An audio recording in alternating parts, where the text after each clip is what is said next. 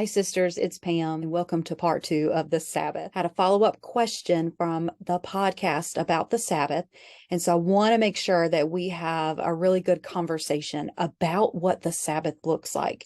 Here's what the sister had to say. You have said that we must be intentional in having that restful day, but does it have to intentionally be restful for it to be a Sabbath? I mean, if we have lazy, non-active, do-nothing days just to rest, are we observing Sabbath? It's a really good question. And so today I want to unpack what that really looks like. Welcome to the Soul Sister Podcast with Pam Bailey. Grab a cup of coffee, sister, and let's sit and chat about all of the things that lead us to a Christ-centered life full of purpose and joy. All right, sisters, if you watched the last video that we had about the Sabbath, you would have noticed that I had 2 words to share about the Sabbath, and that was intentional and prepared. I said that you needed to be prepared for a day of rest, and you needed to be intentional about making sure that you had that Sabbath. So let's go a little bit deeper, because I also said in that same video that I wanted to make sure that you weren't being legalistic about it. So is a do nothing, lay around the house in my jammies all day a day of rest, i.e. a Sabbath, or is it just a do nothing, be lazy day? And honestly, what's the difference in the two?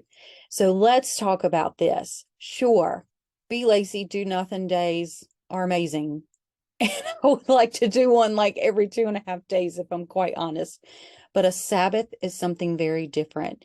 And when we go back and we look at that initial scripture in Genesis where God participated, like he created and then he participated in the Sabbath, he claimed that it was a holy day. It was a restful day for him. And then in Exodus, he's like, I want you to do this. He says to his people, I want you to do this. This is a holy day. Be mindful and restful of the Sabbath.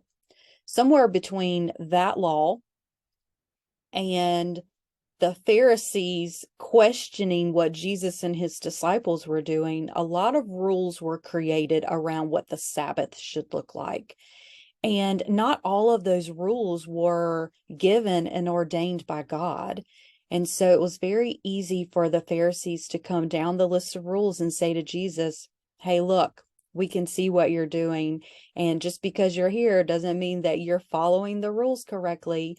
And so they wanted to rebuke him. And Jesus was like, no, that's not what this is about. So the Sabbath was not intended, when God laid this out in Genesis, it wasn't intended to be some rule thing.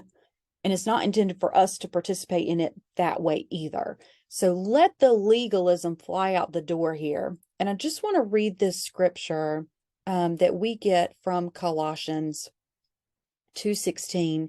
It says, therefore, let no one pass judgment on you in questions of food and drink, or with regard to a festival, or a new moon, or a Sabbath.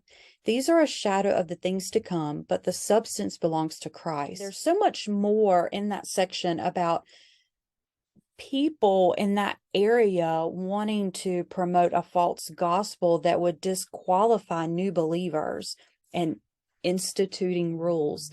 And Paul is saying, like, no, there's no rules here.